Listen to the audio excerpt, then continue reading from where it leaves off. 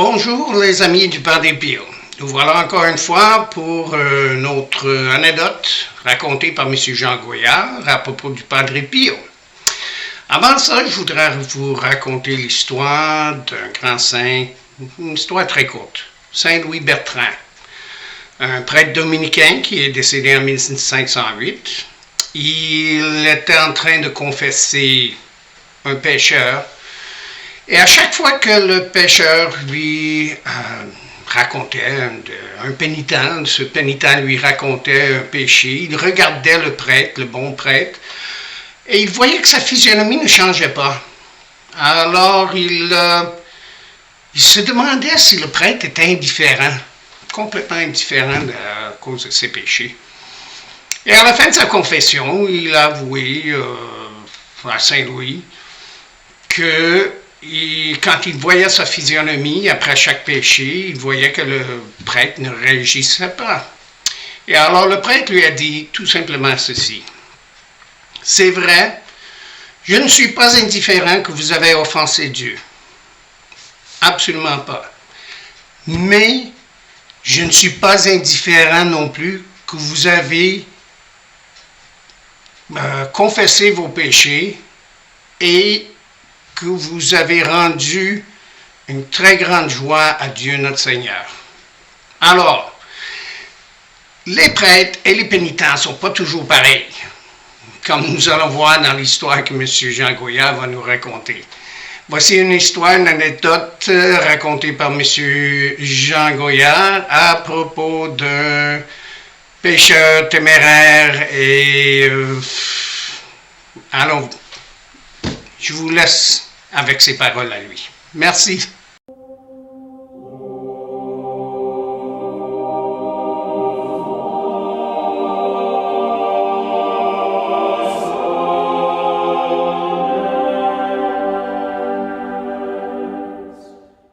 Un vice est une mauvaise habitude ancrée dans l'âme de telle façon qu'un simple acte de volonté ne suffit pas pour s'en débarrasser. Cela ressemble à une maladie dont on ne sait pas comment s'en guérir, mais avec la différence qu'on ne contracte pas un cancer à la suite d'une faute, tandis qu'un vice trouve son origine dans une faute et même une faute répétée.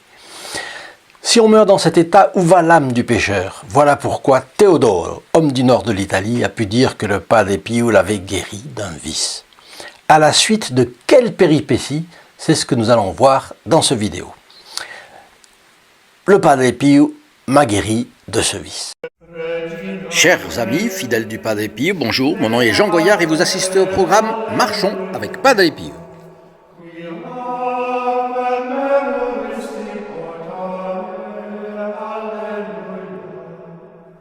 Nous sommes en janvier 1967. Teodoro Grossrubarcher, bûcheron des Dolomites, quitte son village de Selva di Val Gardena pour se rendre à San Giovanni Rotondo. Vous savez où se trouvent les Dolomites, n'est-ce pas? C'est dans le nord de l'Italie, cette partie de l'Italie dominée par des montagnes absolument fabuleuses, dentelées même, et qui fait la séparation avec c'est dans le Trentin Haute Adige, après c'est le Tyrol et l'Autriche.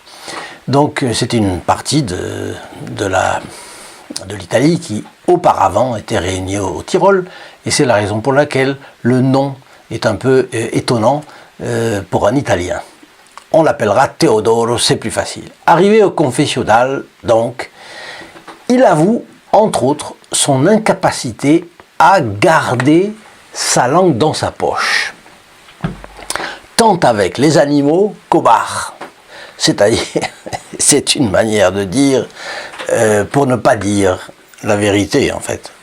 C'est-à-dire qu'il avait juré en parlant aux animaux, et puis qu'il avait câliné la bouteille au bistrot. Voilà ce que ça voulait dire. Mais le Padre Pio, il voit bien, il ne s'attarde pas sur le jurement en parlant aux animaux, parce que ça pouvait être plus facilement arrêté. Mais le fait de câliner la bouteille, aïe, aïe, aïe, bon. Voilà le problème. Combien de fois demande le prêtre? Et Teodoro se met à bégayer des réponses comme « je ne sais pas » ou « je ne me souviens pas ». Bon. Or, pour apprécier la nature de la faute que confesse le pénitent, vous le savez, le prêtre a besoin de connaître la fréquence avec laquelle le péché a été commis. Si c'est une habitude, si ce n'est pas une habitude, comprenez, si c'est une habitude, ce n'est plus seulement un péché, mais c'est un vice. Et il est important pour le confesseur de le savoir pour mesurer d'abord la contrition et le ferme propos de ne plus recommencer de la part du pénitent, ça c'est clair, et deuxièmement pour adapter la pénitence à chaque cas. Et le conseil, pas seulement la pénitence. Donc, le prêtre interrompt la confession et dit « Va-t'en, misérable !» Comme on l'a vu déjà dans le passé, dans plusieurs fioletti, le Padre Pio n'y allait pas par quatre chemins. Parfois, même, c'était brusque. Donc, nous allons voir la réaction du bûcheron Teodoro. Nous allons voir cette réaction. Mais j'étais en train d'oublier quelque chose. Je fais juste une parenthèse. Si vous n'êtes pas abonné, abonnez-vous en cliquant sur le bouton abonné approprié dans la description de cette vidéo. Pourquoi?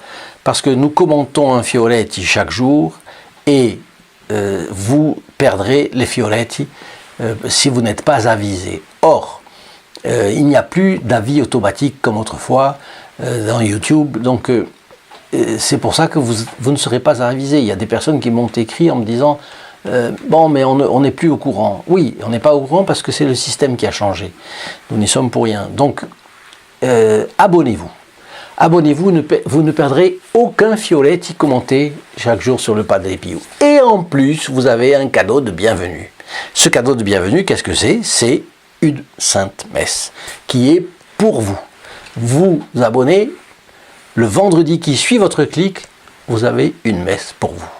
Et nous avons parlé, nous avons discuté déjà de la valeur d'une messe, et vous savez que le Padre Pio disait et répétait que c'était plus facile pour l'homme de se passer de soleil, pour le monde de se passer de soleil, que de se passer de la messe. Pourquoi? Parce que la messe, c'est un sacrifice de notre Seigneur Jésus-Christ qui est répété en propitiation, en réparation de nos fautes. Et c'est ainsi que la colère de Dieu contre le péché, par le sacrifice de son Fils, eh bien, réintègre l'homme dans une économie de la grâce avec Dieu qui est la grâce se répand sur les pécheurs, ce qui fait que les pécheurs qui sont en péché mortel vont avoir envie de se confesser, les pécheurs qui n'ont que des péchés véniels sur la conscience, ce qui est déjà, chaque péché véniel est une gifle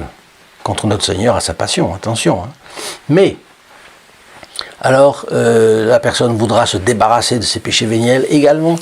Voilà pourquoi la messe est si importante, et je pense que vous n'allez pas, vous ne dédaignerez pas la messe, et vous ne dédaignerez pas un clic qui vous permet d'avoir, évidemment, toutes ces grâces acquises par les mérites infinis de notre Seigneur Jésus-Christ. Donc je vous disais, abonnez-vous.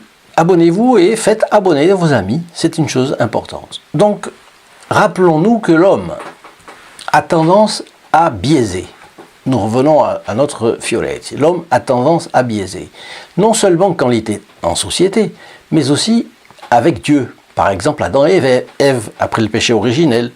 Adam, où es-tu? Oh, je me suis caché. Voilà. Biaise.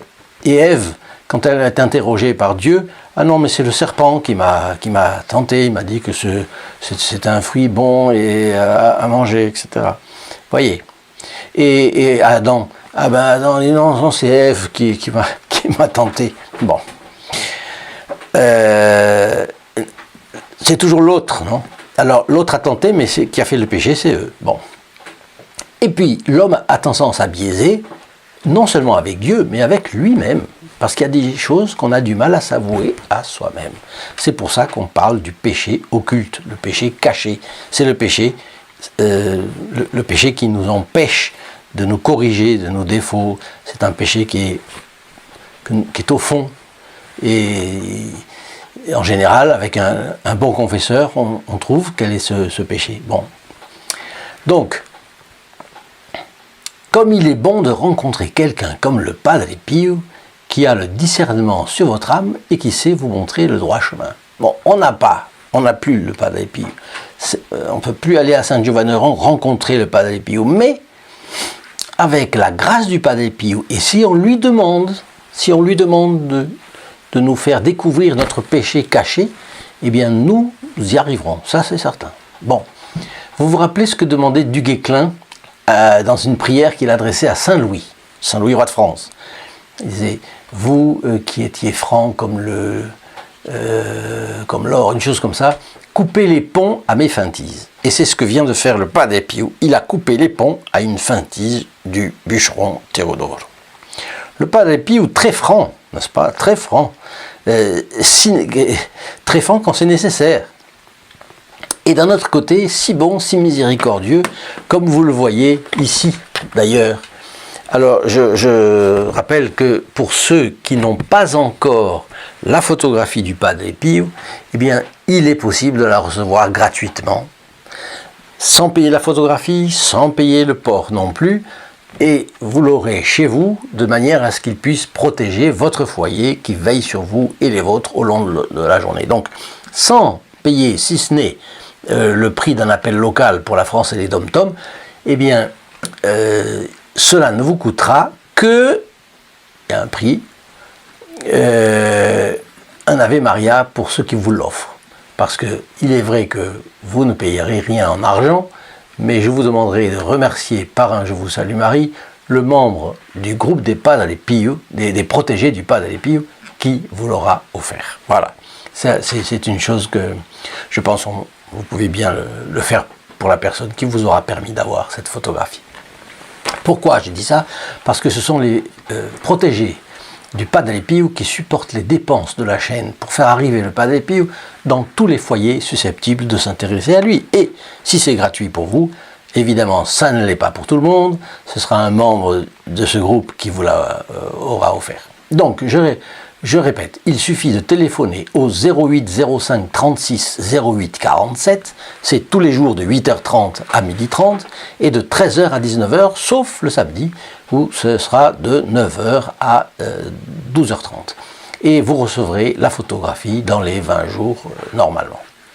Oui, 20 jours parce que la poste c'est un peu différent. Nous sommes surchargés déjà, puis la poste c'est un peu plus long, bref.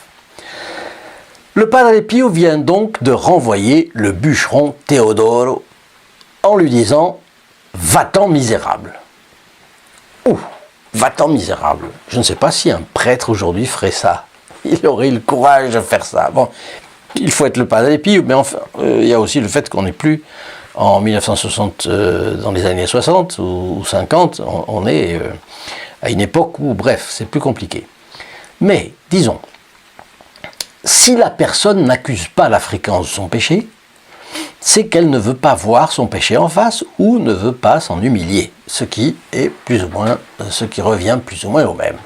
Et ça, ne pas vouloir s'humilier à ce moment-là, ne pas voir son péché en face, ne pas avoir la contrition, le vrai repentir, bon tout ça, eh bien ça la rend la condition du vrai repentir caduque.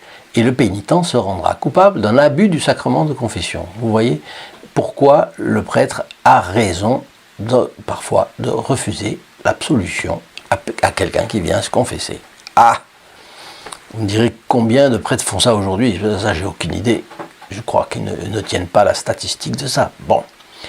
Le Padre Pio, lisant dans l'âme du pénitent, il était parfaitement inutile de chercher à lui cacher quoi que ce soit. Mais en le traitant de misérable, qui est un mot fort comme tout, le Padre Pio provoque chez le pénitent l'humiliation salutaire que ce dernier voulait éviter. Pardon. Il est clair que c'est un mot que le pénitent n'allait plus oublier, n'est-ce pas? Mais En l'expulsant du confessionnal, le Padre Pio laisse en lui, alors ça c'est ce que le pénitent a raconté après, et en signant de son nom, c'est pour ça qu'on connaît son nom, sinon on n'aurait jamais su, le Padre Pio laisse en lui, par son regard et par l'inflexion de sa parole, un désir profond du pardon. Autrement dit, il y a quelque chose de Dieu, quelque chose de sensible qui est passé. Il a senti à la fois la tristesse d'avoir offensé le bon Dieu et à la fois,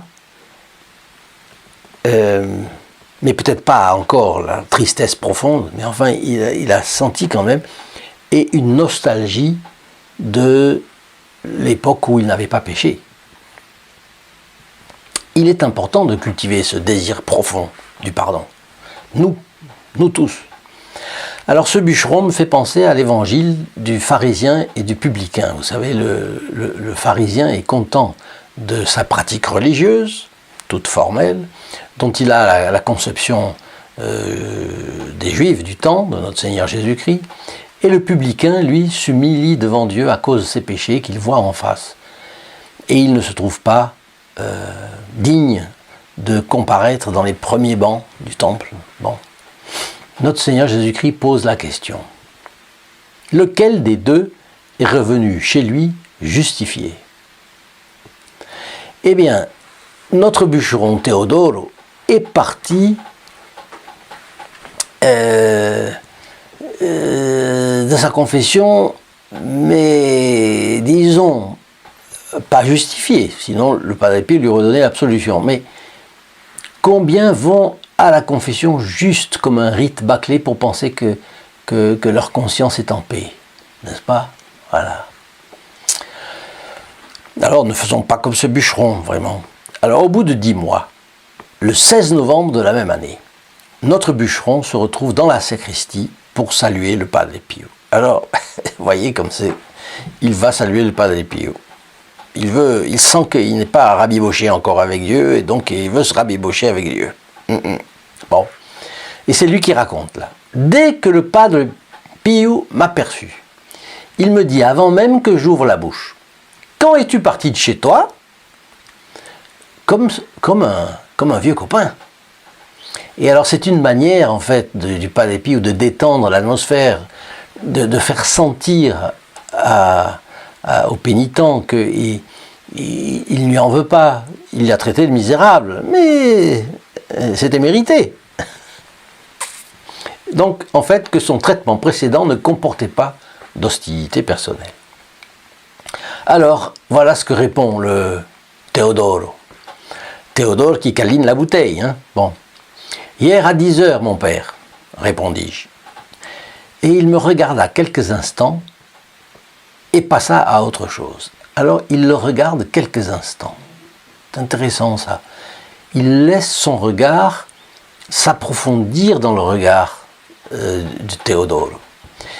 Et puis il passe à autre chose. Il a regardé au fond de l'âme du bûcheron, il a prié pour lui, et puis son regard a soigné en quelque chose. Bien. Quelques jours plus tard, j'allais me confesser, et j'avouais entre autres avoir fait la storna, c'est-à-dire, c'est une manière en italien de dire d'avoir bu. D'un ton sévère, mais en même temps paternel, le Padre Pio lui a dit: ne fais plus ça. Et là, Théodore répond: non, mon père. Et alors le Padre Pio recommence: ne fais plus ça. Et vous remarquez l'insistance du Padre Pio sur le fait de ne pas recommencer, ce qui est aussi une des 3 conditions pour la validité de la confession. Il faut avoir le repentir de sa faute, il faut l'accuser et avoir la ferme résolution de ne plus recommencer. Ce sont les 3. Tandis que je renouvelais ma promesse et formulais ma ferme intention de ne plus recommencer, je ressentis la sensation claire que le Padre me communiquait une force extraordinaire pour en finir avec ce vice maudit. Et je n'y suis plus jamais retombé, raconte-t-il. Donc par l'intermédiaire du Padre Pio, Théodore venait évidemment de recevoir de la Providence une belle et grande grâce de ferme résolution. Donc Teodoro rendit de nouveau visite au Padre Pio en février 1968, toujours pour se confesser, et le 29 juin de la même année, soit 3 mois avant la mort du Padre Pio. Mais à ce moment-là, c'est une autre grâce qu'il a pu avoir. Il n'a pas pu avoir la grâce de se confesser parce que le Padre Pio était trop mal, ou trop... Bon, mais il a vu le Saint Capucin une dernière fois avant qu'il ne quitte cette terre quand même. Cette dernière fois, il dit la chose suivante. Pendant la messe, je vis le Padre Pio transfiguré. Ses yeux brillaient et son visage devint resplendissant. Le Padre Pio faisait dorénavant partie de la vie du bûcheron qui sentit toujours sa protection.